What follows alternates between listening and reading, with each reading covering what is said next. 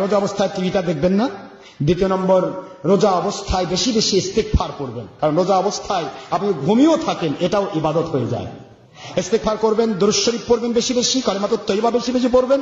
এই রোজার একটি মাস যেন হয় আপনার হাজার হাজার মাসের সমান একটা ইবাদতের একটা কেন্দ্র, এরকম একটা চেষ্টা করবেন। রাজি থাকবেন তো ইনশাআল্লাহ? চেষ্টা করবেন ইনশাআল্লাহ। আর রোজা অবস্থায় বুখারী শরীফের একটা হাদিস দিয়ে শেষ করে দেই। আল্লাহর হাবিব হুজুর পাক সাল্লাল্লাহু আলাইহি ওয়াসাল্লাম তাড়াহুড়া করছি, আন আবি হুরায়রা রাদিয়াল্লাহু আনহু ক্বালা ক্বালা রাসূলুল্লাহ সাল্লাল্লাহু আলাইহি ওয়াসাল্লাম মান ইফতারা ইয়াওমান মির রমাদান বিগায়রি রুখসাতিন মারাদিল্লাম ইয়াকদিহি সাওমুদ দাহরি কুল্লিহি। হুজুর বলেন, কেউ যদি ইচ্ছে করে একটি রোজা তরক করে, একটি রোজা, সে সারা বৎসর ওই রোজার কাফারা আদায় করতে পারবে না। জোরে বলুন সুবহানাল্লাহ। এই জন্য ইচ্ছে করে রোজা কেউ ত্যাগ করবেন না। আর হুজুর বলেছেন পরে আরেকটা হাদিস, মুসলিম শরীফের হাদিস, আন আব্দুল্লাহ ইবনে মাসউদ রাদিয়াল্লাহু আনহু ক্বালা ক্বালা রাসূলুল্লাহ সাল্লাল্লাহু আলাইহি ওয়াসাল্লাম মান সামা রমাদানা মিন আউয়ালিহি ইলা আখিরিহি খরাজা মিন দুনুবিহি কায়াউমি ওয়ালাদাতুহু উম্মুহু আও কামা ক্বালা রাসূলুল্লাহ সাল্লাল্লাহু আলাইহি ওয়াসাল্লাম।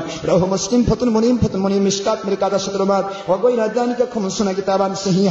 আল্লাহর হাবিব বলেন, মুসলিম পুরুষ মহিলা যদি রোজা রাখে, রোজার শুরু থেকে শেষ পর্যন্ত ওদের রোজার বদলা এমন দেওয়া হবে, ওই দিনের মতো তাদেরকে নিষ্পাপ মাসুম বানিয়ে দেওয়া হবে যেদিন তাদের মা তাদেরকে দুনিয়ায় নিষ্পাপ